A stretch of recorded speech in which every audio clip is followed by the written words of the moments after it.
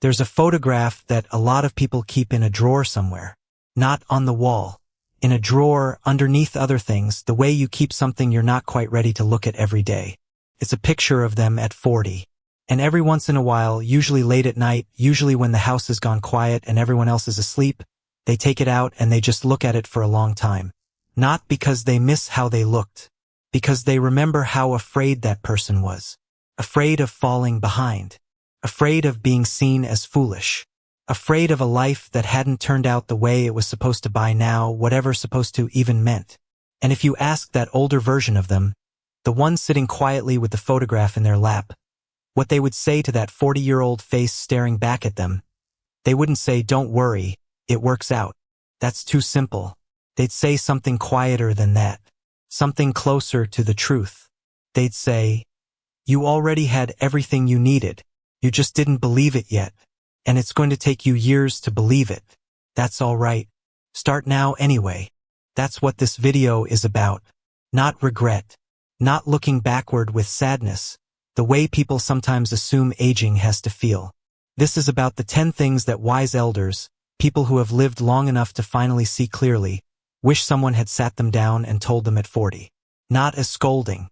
Not as a lecture from someone who's already figured it out. As a gift, passed hand to hand, the way real wisdom always travels. Because here's the truth. You don't have to wait until you're 80 to understand these things. You can understand them today at whatever age you happen to be watching this, simply by borrowing the clarity of people who got there first, people who paid full price for these lessons so you wouldn't have to.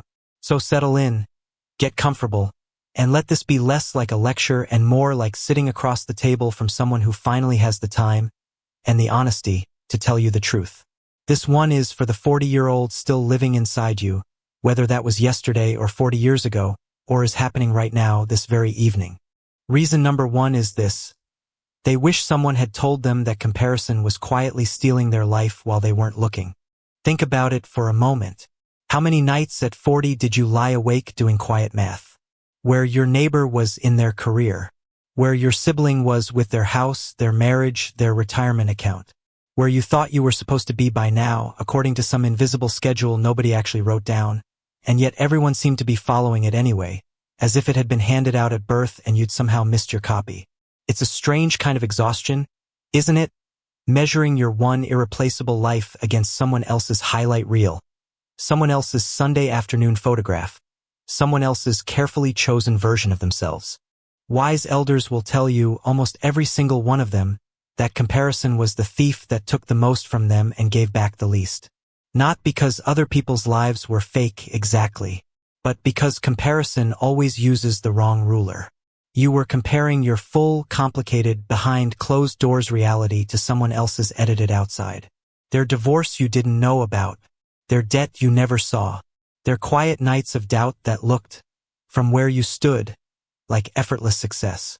Psychologically, this is one of the cruelest tricks the mind plays on us in midlife, because 40 is exactly the age when the early excitement of possibility starts colliding with the limits of reality.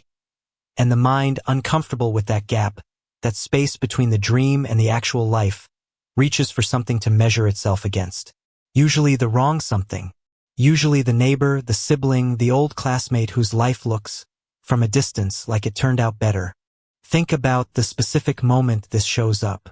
A class reunion, maybe, where somebody you barely remember from 20 years ago now runs 3 companies or seems to, based on nothing but a few polished photographs and a confident smile in a group chat. Or simply an ordinary evening, scrolling through a screen full of other people's vacations, other people's renovated kitchens, other people's smiling grandchildren, while your own living room suddenly feels smaller than it did an hour ago, for no real reason at all except the comparison you just made without even choosing to make it.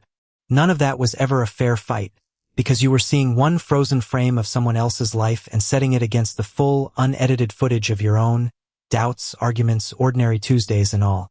What elders come to understand, often decades later, sometimes far too late for their own liking, is that no one else was ever running your race. There was no scoreboard. There was no judge sitting somewhere with a clipboard. There was only a life, your life, unfolding at its own unrepeatable pace, in its own unrepeatable shape, and every single hour spent comparing it to someone else's was an hour quietly stolen from the business of actually living it. That's not weakness, feeling that pull to compare. That's simply what a mind does when it's frightened and looking for solid ground to stand on. But it is a habit, and habits, unlike character, can be put down. Today, if you're willing. Some elders describe the exact moment the habit finally loosened its grip. Not a dramatic moment, usually. Just an ordinary afternoon, sitting on a porch or in a garden, when the question that used to nag at them, "Am I behind?" simply didn't show up that day, and then it didn't show up the next day either. Not because their life had suddenly changed, because they had quietly stopped asking a question that was never fair to begin with. And here is the quiet payoff wise elders eventually find, usually with something like relief and something like grief mixed together. The moment you stop measuring your life against anyone else's, you get your whole life back. Not a better life necessarily.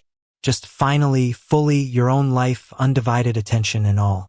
That single shift, from comparing to simply living, changes the way every other lesson on this list lands. Which brings us, quite naturally, to the second thing. Reason number 2. They wish someone had told them that almost none of what they worried about ever actually happened. Have you ever tried to count, really count, how many hours of your life you've spent bracing for something that never arrived? The health scare that turned out to be nothing. The conversation you rehearsed for 3 sleepless nights that ended up lasting for calm, ordinary minutes. The financial disaster you were absolutely certain was coming. The one that never came or came differently, smaller, survivable, nothing like the version your mind had built at 2 in the morning. At 40, the mind is a machine built for prediction, and prediction, when it's anxious, almost always leans toward disaster, because some ancient part of the brain believes it's safer to imagine the worst than to be caught off guard by it. That instinct kept our ancestors alive on a savanna full of real, immediate threats, lions in the grass, storms on the horizon. But most of what we worry about now isn't a lion. It's an email that hasn't been answered yet. A phone call from a number we don't recognize. A birthday that quietly reminds us time is passing faster than we planned for. The threat is abstract, and the mind, unable to fight it or physically run from it, just sits there, bracing, burning enormous energy on a battle that was never actually happening anywhere except inside its own imagination. Think of the specific things that used to keep you up. The test result you were sure would come back with bad news, and then didn't.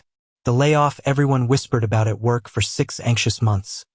The one that, when it finally came, landed on someone else's desk, not yours. The argument with your grown child that you rehearsed 100 different ways in the shower.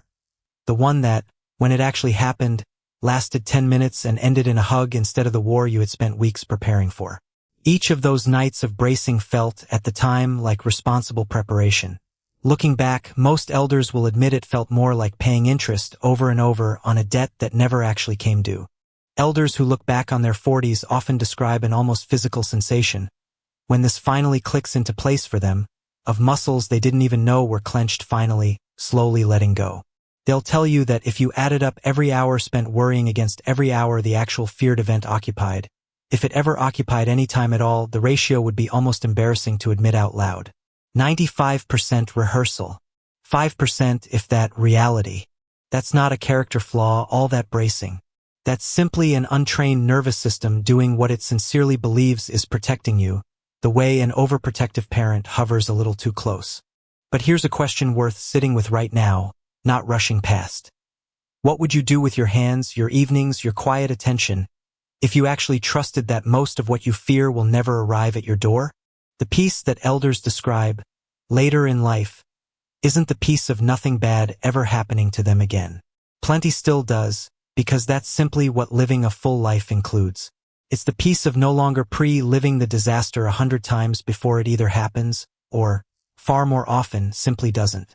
Which leads naturally into something closely related, but different enough in its texture to matter on its own.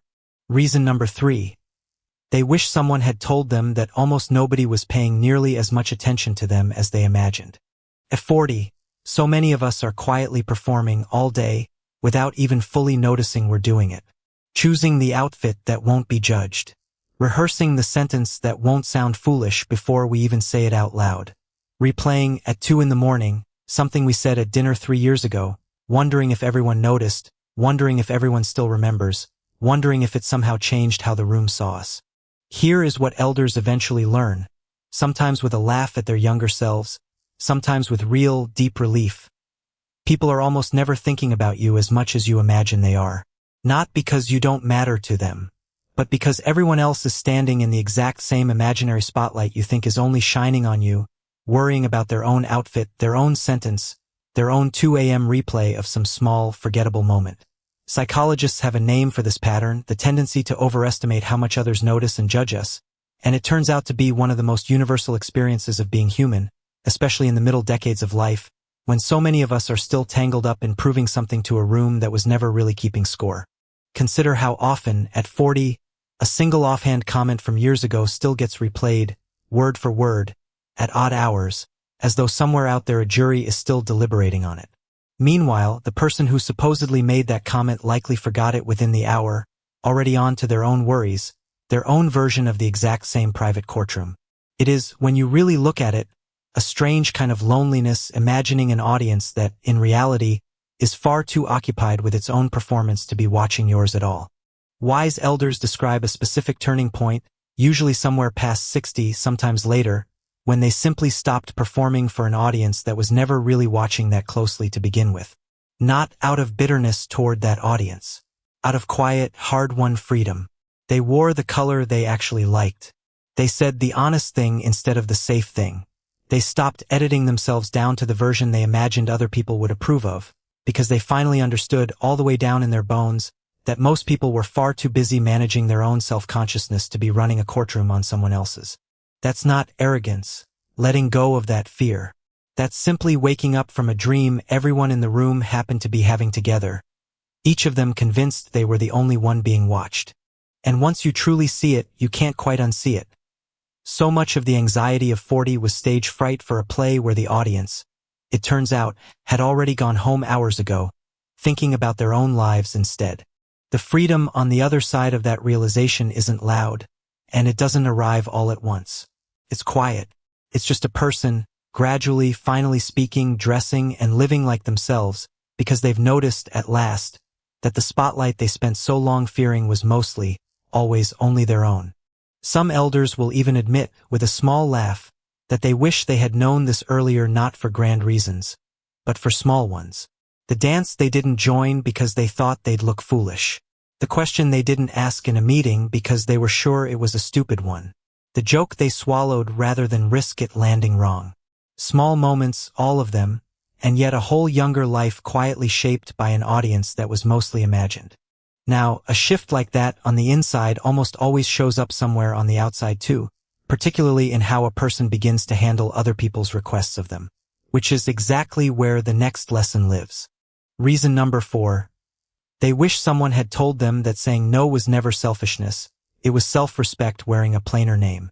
Picture the version of you at 40 who said yes to almost everything asked of them. Yes to the extra project at work with no real time carved out for it. Yes to the family obligation that quietly drained something that never got refilled. Yes, again, to the friend who only ever called when they needed something from you, never simply to ask how you were doing. Each yes felt in that exact moment like kindness, like being a good, dependable person. But underneath, slowly, something was being spent that never got replaced. Here is the psychology wise elders come to understand, often the hard way, sometimes only after a health scare or a burnout finally forced the lesson. A person who cannot say no doesn't actually have more love to give than everyone else. They simply have less protected time and energy to give what love they do have, and they end up giving it in exhausted fragments instead of full presence. Constantly saying yes out of fear, fear of disappointing someone, fear of being disliked, fear of an uncomfortable moment of conflict, isn't generosity at all. It's a kind of quiet self-abandonment, dressed up convincingly as virtue so it doesn't feel like what it actually is.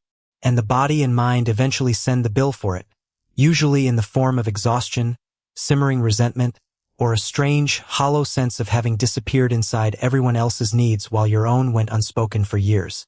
There is a particular kind of tiredness that comes from a life built entirely out of obligations you never actually chose. It doesn't announce itself loudly. It shows up as irritability over small things that shouldn't matter, as a short temper with the people who deserved your patience the most, as a creeping sense of being important to everyone except the one person who most needed your attention, yourself. Elders often describe realizing later that every unwanted yes they gave to a stranger's request was quietly borrowed from a family dinner, a quiet evening, an hour of real rest that never got repaid. Elders will tell you that learning to say no clearly, calmly, without a 10-minute apology attached to it, was one of the most loving things they ever did, both for themselves and, strangely enough, for the very people around them, because a person who respects their own limits shows up more fully within them, instead of half-present everywhere, drained by all of it, resentful without quite knowing why. That's not coldness, holding a boundary. That's just love, with edges strong enough to hold its shape. Ask yourself something, for just a moment, honestly. What is one yes sitting on your plate right now that a more protected, more self-respecting version of you would have quietly turned into a no? By the time real wisdom arrives, most elders describe no not as a rejection of other people at all, but as a form of respect, both for their own one irreplaceable life, and, in its own roundabout way, for the very people they no longer secretly resented for asking too much of them. Which brings us to something the body itself insists on teaching, whether we feel ready for the lesson or not. Reason number 5. They wish someone had told them that a changing body was not decline. It was simply a new chapter written in a language that took a while to learn to read. At 40, so many people quietly begin grieving a body that hasn't even left yet, hasn't even truly changed all that much. A knee that complains a little more climbing stairs. Energy that runs a little thinner by 9 at night. A mirror that shows something faintly unfamiliar, and the mind rushes, almost instantly, without pausing to ask if the rush is fair, straight to loss. To ending. To less than what it used to be. Wise elders, especially those who've genuinely made peace with aging rather than just tolerating it, describe something different happening in their understanding over the years that followed. They stop reading physical change as subtraction and start reading it as translation. The same life, the same person, written now in a different language. Yes, certain things become harder, and there's no use pretending otherwise. But so much softens too. The urgency to prove something to a stranger fades. The comparison to a 25-year-old body, a comparison that was always a little unfair to begin with, quiets down until it's barely audible. What replaces it, for many, is something closer to partnership with the body they actually have now, rather than a long, exhausting mourning for the one they used to have and can no longer borrow. There's often a particular mourning that marks the beginning of this shift, though nobody plans for it or sees it coming in advance. Maybe it's the first time getting out of a chair takes a small, conscious effort where it never used to take any thought at all. The instinctive reaction, for almost everyone, is a flash of quiet panic, a sense of a door quietly closing somewhere. But elders who've truly settled into their later years describe learning to greet that same moment differently over time, almost with a kind of humor, a small nod to a body that has simply been doing an enormous amount of work for a very long time and has, quite reasonably, earned the right to ask for a slower morning now and then. This isn't about denying real physical change. That would be its own quiet kind of dishonesty, and elders are rarely interested in dishonesty by the time they've earned this much perspective. It's about the story wrapped around the change. A knee that aches can be read as I am falling apart, or it can just as easily be read as this body has carried me through 40, 50, 60 years of living, working, loving, walking through this world, and it is simply asking now for a little more care in return for everything it's given. Same knee, completely different relationship to it, and completely different feeling waking up beside it every morning. That's not decline. That's simply a body keeping honest, faithful score of a life that was actually fully lived. And there's a small question worth carrying with you for the rest of today. If your body could speak to you right now, not to complain, but simply to ask you for one thing, one small act of care, what would it ask you for? What elders eventually come to feel, more often than not, is something quite unexpected. Less anxiety about the body as the years go on, not more, because the exhausting fight against time has quietly, gradually been replaced by a kind of respectful truce with it, two old companions finally learning to walk at the same pace. Now, if you're starting to notice something forming underneath all of this, you're right to notice it. Pattern is emerging. Every one of these lessons so far is really about the same underlying thing. what wise elders chose eventually to stop fighting and what they chose instead to finally accept. Keep that thread in mind because from here forward it only becomes clearer. Reason number 6. They wish someone had told them that the relationships they nurtured would matter, in the end, far more than the achievements they spent so many years chasing. At 40, careers feel enormous, don't they? Titles feel like identity itself, like proof of a life well spent. There's a powerful pull, a strong and constant one, to keep climbing, to keep proving, to keep collecting the kind of visible evidence that says, out loud to anyone watching, I mattered, I built something real, I was somebody who counted. And in the middle of all that determined climbing, it becomes shockingly easy to let a friendship go quiet without quite noticing it happening. To let a marriage run on autopilot for years at a time. To tell your own children, not right now, maybe later, so many times, across so many small ordinary moments, that eventually, without a single dramatic fight, they simply stop asking. Here's something almost every wise elder says, independently, without ever comparing notes with one another, as if the lesson simply arrives the same way for everyone who lives long enough. Nobody, at the very end, wishes they had spent more hours at the office. What they revisit instead, again and again quietly, are the people. The friend they let drift away over something small and unresolved that neither of them ever brought up again. The parent they meant to call one more time and kept meaning to until there was no more time left to mean it. The recital, the game, the ordinary Tuesday dinner missed for a meeting whose actual content nobody, including themselves, can even remember today.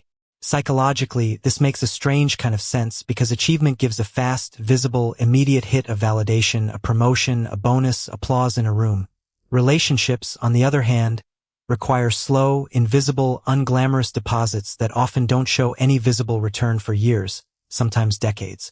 The mind, especially at 40, chases the fast reward, because that's simply what minds under pressure are wired to do. Wisdom, arriving much later, quietly corrects the math, sometimes gently, sometimes with real regret attached. There's a particular scene that comes up again and again when elders talk about this, almost like a shared memory even though they never met each other. A hospital waiting room or a quiet kitchen table late at night, and the sudden, sinking realization that the promotion they'd been chasing for 3 years suddenly means nothing at all compared to the person sitting across from them, the one they'd been too busy to really sit with in longer than they'd like to admit. Nobody plans for that realization to arrive the way it does, usually uninvited, usually inconvenient, and usually, if they're fortunate, early enough to still do something about it. That's not failure, chasing achievement so hard in your 40s. That's simply a mind responding, quite reasonably, to a culture that measures worth in titles and paychecks far more loudly than it measures worth in tenderness and unhurried time. So here's the moment worth actually pausing on, not skimming past.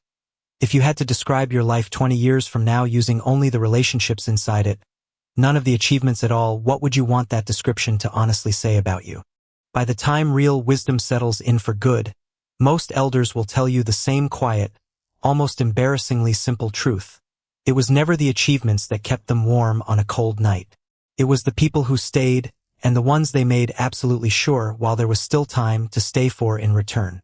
Ask any elder to describe their happiest memory, and notice something interesting.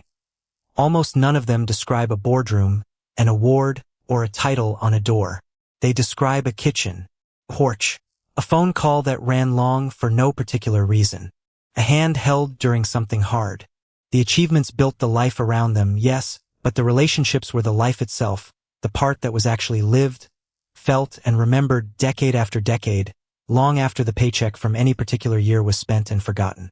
That quiet truth about relationships opens a door to something even deeper underneath it, something about the very nature of time itself. Reason number 7. They wish someone had told them that time only ever felt short in exactly the moments they weren't actually present for it. Think, for a moment, about the strange mathematics of memory. A single, fully present afternoon, a walk, an honest conversation, a slow meal with someone you love, can stay vivid, whole, and detailed in the mind for decades afterward. Meanwhile, entire distracted years, scrolling, rushing, half listening while thinking about tomorrow's problems, can blur together into almost nothing at all, a gray smear where a decade used to be.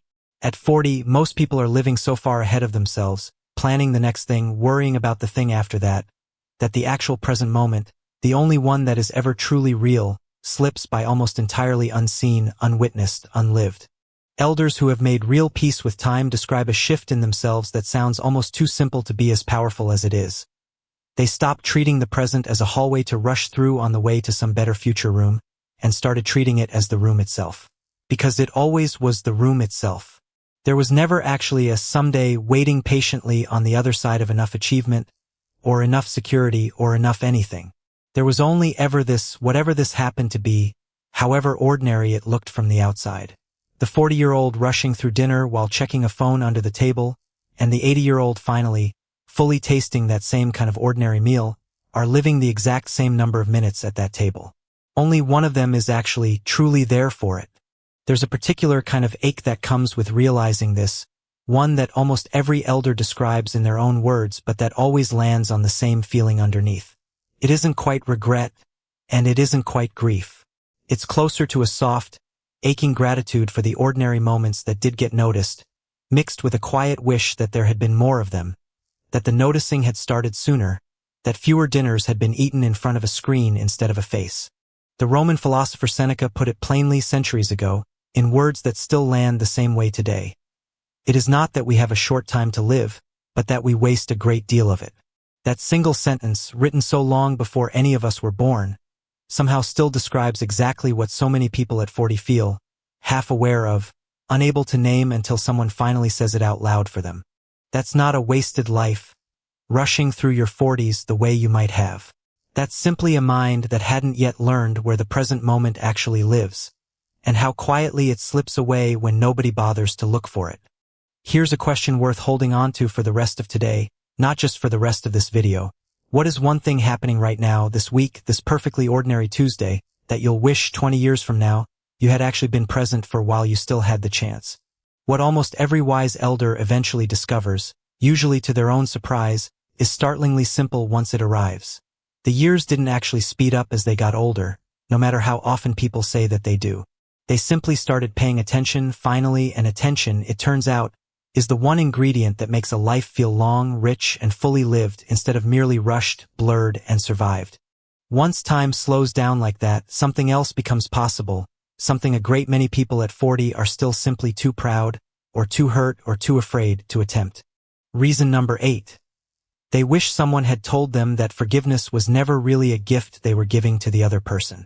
It was always, from the very beginning, a gift they were quietly giving to themselves. At 40, so many people are still carrying something, sometimes without even fully naming it to themselves. A parent who wasn't what they needed them to be. A friend who betrayed a trust that took years to build and one careless moment to break. A version of themselves they still haven't forgiven for a mistake made decades ago, one that nobody else even remembers anymore. And there's a quiet, unexamined belief sitting underneath a lot of that carrying. That holding on to the anger is somehow protecting them. That letting it go would mean the other person simply got away with it, walked free while they, the injured one, stood guard forever. Think about how much space one old wound can take up over the years, without ever announcing how much room it's using. A holiday gathering, tense for reasons nobody quite says out loud anymore. A sibling relationship reduced to polite, careful small talk, because neither side wants to reopen something from decades ago. An old friend's name that still causes a flicker of tightness in the chest. Even now, even after all this time, even though the actual event has long since faded into something neither party could probably describe in full detail anymore. Wise elders, almost unanimously, come to see this very differently by the time real perspective arrives. They describe carrying resentment as something close to holding a hot coal in a closed fist, waiting for the perfect chance to throw it at someone who, very often, isn't even thinking about them anymore, hasn't thought about that day in years. The person who hurt you at 30 may not even remember it happened by the time you're 60. But you might still be quietly carrying the burn from it, still flinching at the memory decades later. Forgiveness, elders will tell you, plainly and without much sentimentality, was never really about excusing what happened, and it was never about pretending it hadn't hurt as much as it did. It was about finally, deliberately setting down a weight that was only ever damaging the one person still holding it. That's not weakness, choosing to let it go. That's simply refusing to keep paying for the rest of your one life, for something someone else did to you a single time long ago. And this is exactly the moment worth pausing on, right here, honestly. Is there something you're still carrying right now, today, that is costing you far more than it is costing the person who actually caused it? The relief elders describe, when they finally do put that weight down, isn't really about the other person at all, and it was never meant to be. It's about finally having both hands free again, for their own life, instead of one hand permanently gripping an old wound that stopped bleeding a long time ago. Some elders describe this moment with real specificity. A letter written and never sent, just to get the words out of their own chest. A quiet visit to a grave, saying, finally, out loud, the thing that had gone unsaid for 30 years. A phone call, unexpected on both ends, that started stiffly and ended, somehow, in laughter neither of them had planned for. The method mattered less than the decision underneath it, to stop being the guard standing watch over an old wound, and simply walk away from the post. Which brings us close to the end now, and to one of the hardest lessons of all, because it asks us to admit something we are taught, from very early childhood, never to admit out loud. Reason number 9. They wish someone had told them that asking for help was strength, not weakness, no matter what the culture around them seemed to insist. At 40, there's often a quiet, constant performance of having it all together. Managing the career, the family, the finances, the health, all of it alone, or at least appearing to manage it alone because appearing capable felt safer than admitting the truth. Asking for help can feel, in that decade especially, like an open admission of failure. Like proof that you couldn't actually handle the very life you had worked so hard to build for yourself. Picture the version of yourself sitting in a parked car, engine off, just breathing for a minute before walking into the house, because everyone inside needs something and there's no one left to ask what you need. That particular kind of solitary exhaustion, the quiet kind that never gets spoken about at dinner parties, is one almost every elder recognizes instantly when it's described to them, because nearly all of them lived some version of it, usually for far longer than they now wish they had. Elders who look back on this particular chapter describe something almost universal, told to them by others of their generation with a kind of relieved recognition. The years they spent white-knuckling their way through hard things entirely alone, refusing to ask for help out of pride or fear or simple stubborn habit, were some of the loneliest years of their entire lives, not because help wasn't available to them, but because they flatly refused to reach out and take it. And almost every single one of them, eventually, discovered the exact opposite of what they had feared for so long. Asking for help didn't make people respect them less. It made real connection possible in the first place, sometimes for the very first time in years. Turns out vulnerability, real, honest, I don't know how to do this alone anymore vulnerability, is one of the most disarming, most connecting things one human being can offer another. That's not fragility finally reaching out.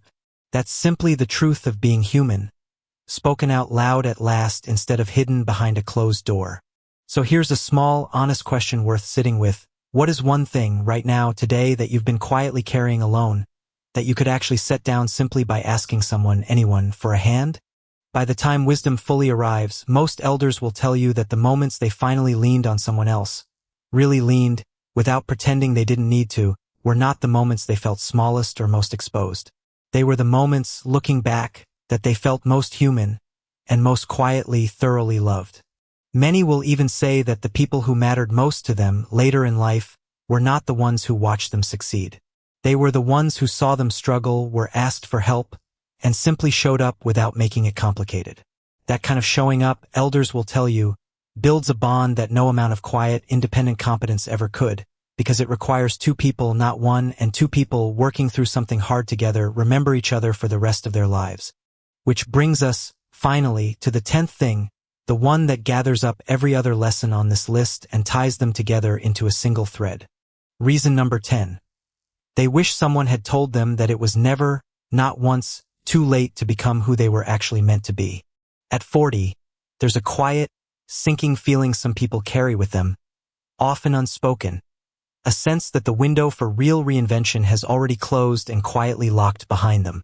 That whatever path they happen to be on now is simply the path, permanently, forever, and any dream set aside back at 25 is gone for good, filed away under some mental heading marked too late for that now. There's a particular story that shows up in one form or another in nearly every long life, if you listen closely enough. Someone who picked up a paintbrush for the first time at 58 and found something in themselves nobody, including them, knew was there. Someone who went back to school at 62, sitting in a lecture hall beside people the age of their own grandchildren, not embarrassed, just grateful. Someone who finally said the thing they'd been afraid to say to someone they loved, at 70, and watched an entire relationship change shape in a single afternoon because of it. None of them will tell you it was easy. All of them will tell you it was worth it, and that the only real cost of waiting was the waiting itself. Elders, especially the ones who took a bold, unexpected turn late in their own lives, a new relationship found unexpectedly, a new skill picked up for the sheer joy of it, a new city, a genuinely new beginning at 50 or 60, or even much later than that, will tell you, almost every one of them without exception, that the sense of too late was never actually true to begin with. It was fear, simply wearing the convincing costume of fact, dressed up to look permanent and settled when it never was. Time didn't run out on them. What ran out, temporarily and only ever temporarily, was courage, and courage, unlike time itself, has a way of quietly coming back around, if you leave the door open for it. That's not naive optimism, believing that. That's simply the truth, told plainly by people who lived long enough and honestly enough to prove it true in their own lives. And here's the part worth holding on to longest out of everything in this whole letter. The version of you at 40, wherever they are now, whatever they're carrying, whatever drawer they keep their old photograph in, is not finished yet. Not even close. There is still time to try the thing, say the thing, become the thing, no matter what number happens to come after your age these days. Elders are simply the ones who found that out first. You get to find it out now. And so we arrive back gently where we started. That photograph, still sitting in the drawer. If you could hand it, right now, to your own 40-year-old self, along with everything you know today, everything you've heard across these last several minutes, you wouldn't need to say very much at all.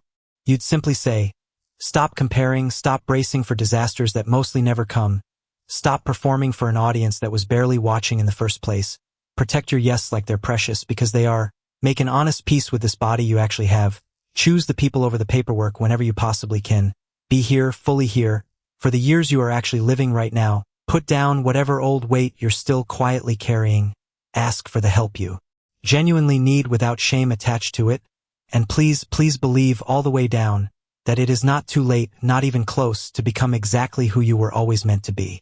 That's the whole letter, really, when you boil it all the way down. 10 lines, written by people who finally earned the clarity to write them.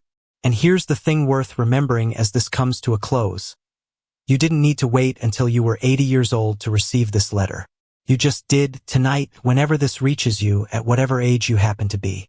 Maybe none of these 10 things are entirely new to you.